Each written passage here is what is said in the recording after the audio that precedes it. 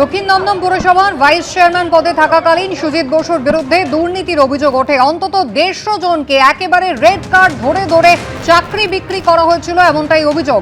শিক্ষা নিয়োগ দুর্নীতির তদন্ত করতে গিয়ে পুরো নিয়োগ দুর্নীতি সংক্রান্ত কিছু কাগজপত্র পান ইডি আধিকারিকরা অয়নশীলের অফিস এবিএস ইনফোজোন থেকে, এবং তারপরেই শুরু হয় তদন্ত, যেখানে সামনে আসে সুজিত বসুর নাম। চাকরি বা জমির বিনিময়ে অন্তত 150 জনকে তার সুপারিশে বেআইনিভাবে দক্ষিণ দমদম পুরসভায় চাকরি দেওয়া হয়েছিল, এমনটাই তার বিরুদ্ধে অভিযোগ ছিল। যে সময় দক্ষিণ দমদম পুরসভায় ভাইস চেয়ারম্যানের পদে ছিলেন সুজিত বসু, দফায় দফায় তার বাড়ি, তার অফিস, তার রেস্টুরেন্ট, বিভিন্ন জায়গায় ইডি আধিকারিকরা তল্লাশি চালান। এমনকি তার পুত্র সমুদ্র বসু, তার রেস্টুরেন্ট, সেখানেও তল্লাশি চালানো হয়। জিজ্ঞাসাবাদের জন্য সুজিত বসুর পরিবারের একাধিক সদস্যকে ডেকে পাঠান ইডি আধিকারিকরা। কথা বলবো প্রকাশ সিনহা, আমাদের প্রতিনিধি রয়েছেন আমাদের সঙ্গে। প্রকাশ, শিক্ষা নিয়োগ দুর্নীতির তদন্ত চলাকালীন আমরা দেখেছিলাম অয়নশীল, তার সংস্থা এবিএস ইনফোজোন, তার নাম আসে, যেখান থেকে পুরো নিয়োগ দুর্নীতি সংক্রান্ত কাগজপত্র হাতে পান আধিকারিকরা, এবং তারপর জল গড়ায় বহুদূর পর্যন্ত, যাতে গতকাল গ্রেফতার করা হলো রাজ্যের প্রাক্তন মন্ত্রীকে। একদমই, তুমি জানো, তোমার মনে থাকবে যে বিএস ইনফিউশনের যে সল্টলেকের অফিস, সেই অফিসে প্রায় 2.5-3 বছর আগে ইডির অফিসাররা তল্লাশি অভিযান চালান শিক্ষা নিয়োগ দুর্নীতি মামলায়, এবং সেখানে সেই অফিসের ভেতরে একটি ডাস্টবিনের ভেতরে একটি কাগজ পাওয়া যায়, এবং সেই কাগজের সূত্র ধরেই ইডি আধিকারিকরা জানতে পারেন যে সেখানে কিন্তু অন্য ধরনের একটা দুর্নীতি হচ্ছে, অর্থাৎ পুরো নিয়োগের যে দুর্নীতি, সেই দুর্নীতির সূত্র সেখান থেকেই প্রথমবার ইডি আধিকারিকরা পান।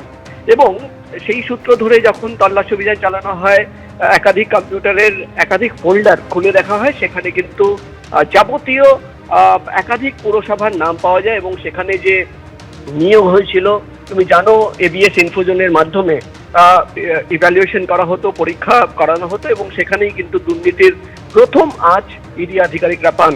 এবং সেখানেই একটি ডায়েরি পাওয়া যায়, ডায়েরিতে কোড ওয়ার্ডে একাধিক নাম লেখা ছিল, সেখানে এসবি বলে একটা লেখা ছিল নাম, এসবির পাশে কিন্তু কিছু টাকার অঙ্ক লেখা ছিল, কয়েক কোটি টাকার অঙ্ক লেখা ছিল, হিসেব লেখা ছিল। এবং অয়নশীলকে যখন কাস্টাডিতে নেওয়া হয়, তখন অয়নশীলকে যখন প্রশ্ন করা হয় যে এসবিটাকে, তখন অয়নশীলের বয়ানে প্রথমবার সুজিত বসুর নাম সামনে আসে, এবং অয়নশীলের দাবি ছিল যে এসবি হচ্ছেন সুজিত বসু।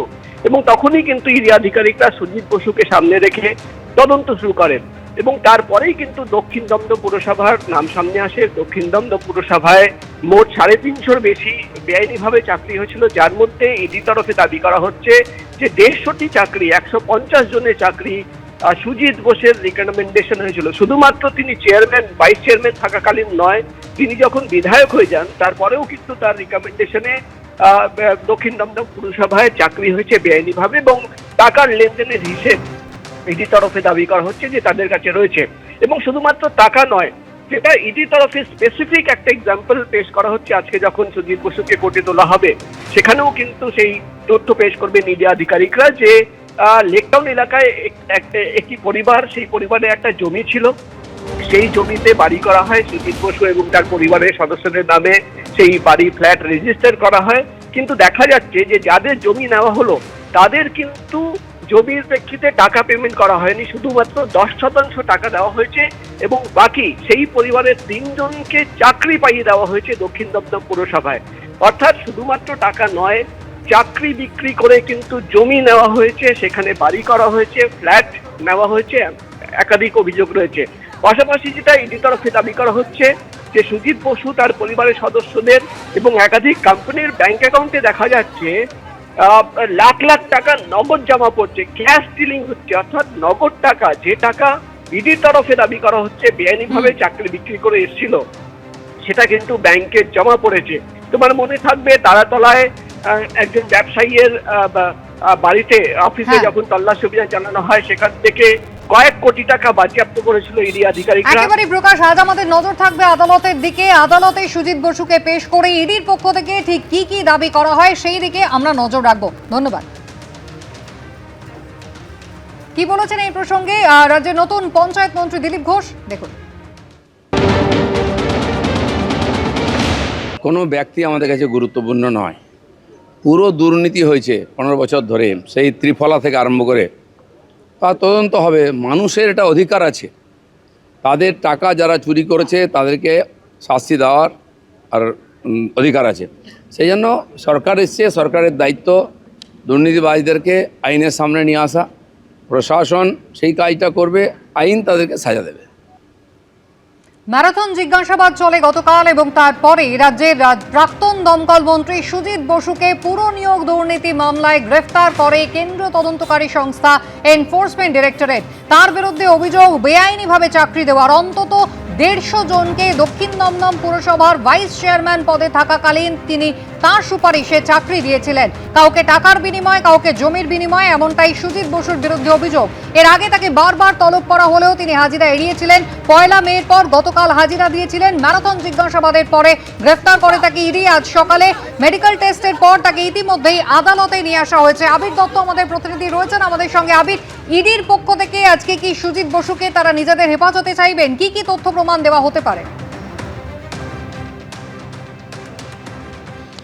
দেখো, আমরা দেখলাম সাত সকালেই এনফোর্সমেন্ট ডিরেক্টরেটের তরফ থেকে গতকাল গ্রেপ্তারের পর প্রাক্তন দমকল মন্ত্রী তৃণমূল নেতা সুজিত বসু তাকে মেডিকেল পরীক্ষার জন্য নিয়ে যাওয়া হয় বিধাননগর হাসপাতালে এবং এরপর তাকে নিয়ে আসা হয়েছে নগর দায়রা আদালতে। এবং এই নগর দায়রা আদালতেই এই স্পেশাল কোর্ট, সেখানেই আজকে সওয়াল জবাব হবে, যেটা সম্ভাবনা রয়েছে যে আজকে সেকেন্ড হাফে এই মামলার শুনানি হতে পারে, কিন্তু আগে থেকেই সকালবেলায় নিয়ে আসা হয়েছে। মূলত পুরনিয়োগ দুর্নীতি মামলায় তাকে গ্রেপ্তার করা হয়েছে। এর আগে বারংবার তাকে ডাকা হয়, বিভিন্ন কারণে তিনি অনুপস্থিত ছিলেন বা তিনি হাজিরা দেননি এবং এর পরবর্তীকালে দেখা যায় যে গত 1 তারিখে তিনি উপস্থিত হন, দীর্ঘ জিজ্ঞাসাবাদ করা হয় এবং গতকালও তিনি আসেন এবং তাকে জিজ্ঞাসাবাদ করার পর ম্যারাথন জিজ্ঞাসাবাদের পর তাকে গ্রেপ্তার করা হয়েছে।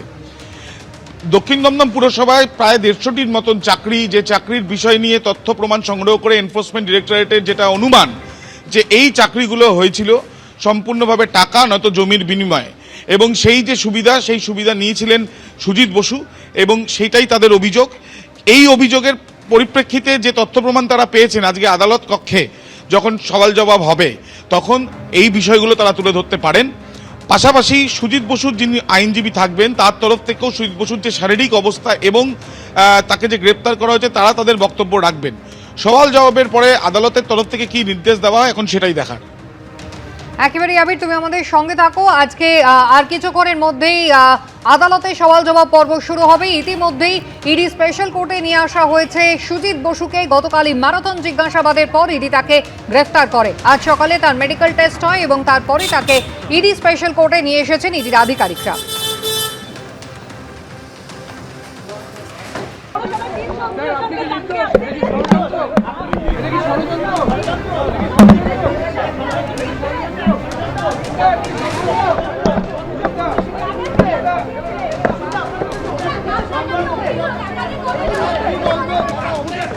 এবিপি আনন্দ, এগিয়ে থাকে, এগিয়ে রাখে।